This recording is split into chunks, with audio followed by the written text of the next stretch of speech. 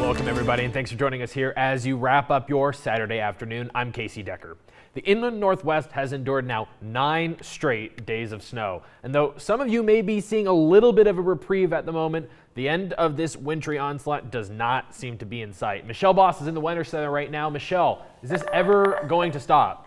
Yes, we are going to get a snow-free day, at least one, over the next several days. Fortunately, the snow that we saw today was very, very light, and I would say most folks probably didn't have to do any additional shoveling. I know that I had less than an inch of snow on my driveway today, and as you can see on satellite and radar picture, not a whole lot of snowy weather going on in the Spokane and Coeur d'Alene area. Those little white stationary blobs that you see, just the radar picking up some of the higher hills around the area, but seeing a few very light snow showers. Those are the little white areas that are moving along and kind of broadening out across all of Washington right now. We can see a little bit more light snow shower activity down across far southeastern Washington, but for the most part, it has generally been a quiet day. We are expecting a little bit more snow for the second half of our weekend, but again, I don't think it's going to be a whole lot of shoveling involved. 1 to 2 inches in the Spokane and Coeur d'Alene area, and I think Spokane will be closer to 1, but it's going to be the really light and fluffy snow, so it's going to be blowing around a little bit. So as you can see across the inland Northwest, generally looking at very light amounts of snow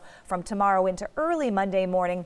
And then some of the heaviest snow amounts still in the very light category, 2 to 3 inches down across the Palouse. As far as temperatures are concerned, we were still below normal today, but at least we did get above freezing. Spokane currently sitting at 32 degrees, 31 in Coeur d'Alene, and generally lower 30s across the region. It is going to be colder tomorrow, and if we factor in that wind chill, looks like we'll get a little bit of a breeze tomorrow afternoon and evening. That's going to make it feel like the mid-teens by mid-afternoon tomorrow, and then by Monday morning, not a whole lot of strong winds, but with cold temperatures and just a little bit of a breeze, our wind chills could be below 0 for Monday morning. Fortunately, the kids are off school that day. Here's a look at the next 3 days. Highs only in the upper 20s tomorrow with a few light snow showers. Dry weather for President's Day, but very chilly. Starting off temperatures in the single digits, highs only in the lower 20s, and continued cold on Tuesday. It looks like snow will return late in the day with highs only in the lower 20s. All right, thanks, Michelle. Well, a North Idaho woman was killed and 2 people were hurt in a car crash west of Post Falls last night. At about 6:40 p.m. yesterday, 58-year-old Olga Burchett of Post Falls was driving eastbound on Celtis Way, just west of Silkwood Drive. The other driver was going westbound. Burchett lost control and veered into the center of the road. The other driver then struck the right side of her car. Burchett was pronounced dead at the scene. Both passengers in the other car were taken to Kootenai Health. Idaho State Police are continuing to investigate. And of course, the snow has been hitting the mountains pretty hard. Snoqualmie Pass was closed for a while earlier this week. It is back open now, but crews are still warning folks headed through the mountains there is a serious danger of avalanche this weekend. The Northwest Avalanche Center reports the recent snowfall in the Mountain Loop area fell at warmer temperatures than the older snow beneath it. And that creates a dangerous situation known as strong over weak, which can lead to avalanche. So if you're doing any travel into the Cascades this weekend, make sure you pack your essentials: map, compass, food, extra water, fire starter and matches, first aid kit, beacon, shovel, probe. Before you go, you should be checking the weather forecast and make sure you tell someone where you're going and when you plan to return. But really, if you can reschedule your trip, that's probably what you should be doing. All right, well, just yesterday, Payless Shoe Source announced it will be closing all of its stores in America. Now, that announcement, only the latest in a series of similar closures of chain retailers. Over the next few months, the Spokane area will be losing quite a few stores. Shayna Waltower has the details. It seems there have been quite a few announcements over the past few months about stores in our area closing, with Payless being the most recent announcement. Even Sears filed for bankruptcy in October of last year. With online shopping, retail stores just don't seem to be able to keep up, and fingers are pointing to Amazon. Business is booming for the online retailer, with the company reporting $3 billion in net income in just the fourth quarter of last year. How are local chains competing? Well, it seems to be tough, and many stores are just having to close their doors. Shopko is closing its 49 locations, one of them being here on the South Hill. A store representative tells me that they are only honoring $5 coupons, and the sales go from 30 to 70% off. The store is set to close on March 2nd. Well, Payless just announced that it's closing all of its locations, including this one here on the South Hill. The store is only accepting coupons up until today, so today is the last day. The liquidation sale begins tomorrow, and all the stores are expected to close anywhere from March until May. Sears, the company that owns Kmart, is closing 80 of its locations nationwide. This Kmart here on Sprague is the last Kmart in Spokane. It announced that it's closing its doors. The store is no longer accepting coupons, but it does have a liquidation sale that ranges from 30 to 60%. While there's no clear line to draw saying Amazon is causing these stores to close, it is interesting to note that these stores are closing and Amazon is preparing to open its new warehouse right here in Spokane. Shayna Walltower, KREM 2 News. All right, thanks, Shayna. Well, new details are emerging this evening about the workplace shooting that left 5 men dead and 6 others wounded in Illinois. Police say the 45-year-old shooter was a convicted felon and should not have been able to have a gun.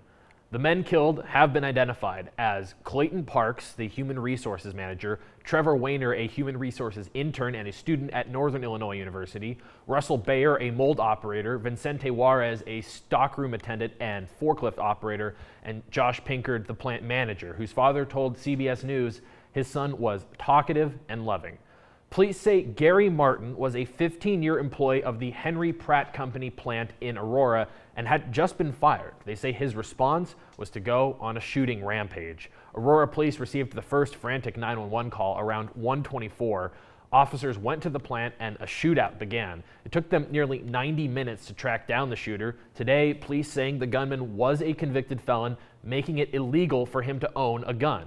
That means the cops now trying to learn how he slipped through the cracks.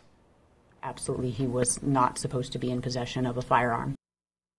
Police say Martin used a .40 caliber Smith & Wesson handgun with a laser. The plant will remain closed as the community tries to recover.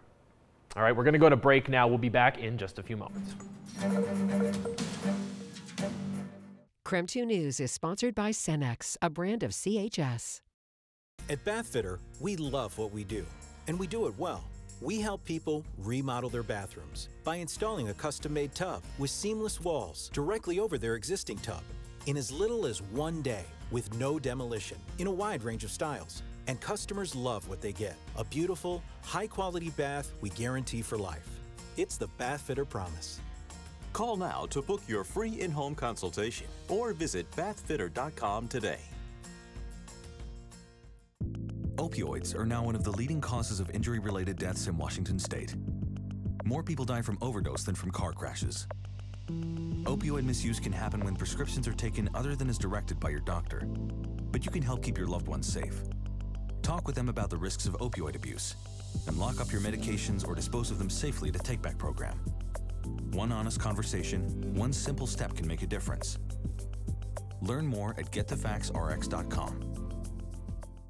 This President's Day, experience Acura's ultra-responsive lineup like the exhilarating MDX, the thrilling TLX, the quick-to-react ILX, or the commanding RDX. Hurry in, these offers won't last long.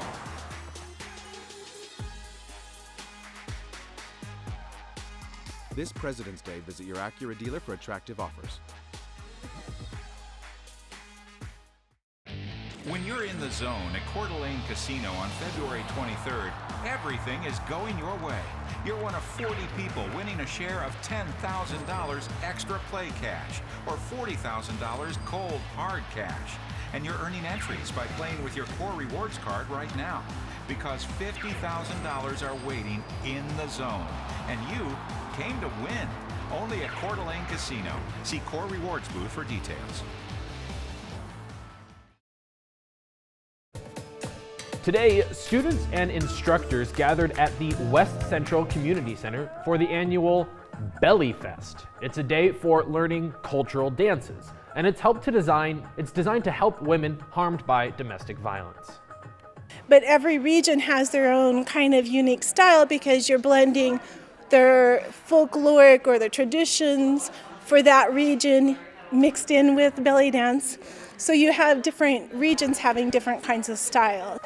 Now, net cash proceeds will be donated to Spokane Women's Farms, a nonprofit that helps women take time out and learn how to garden. Clothing donations from the event will be donated to Our Sister's Closet of Spokane, which is a YWCA clothing bank. All right, if you hadn't had your fill of the snow yet, we're expecting some more powder tonight going into tomorrow morning.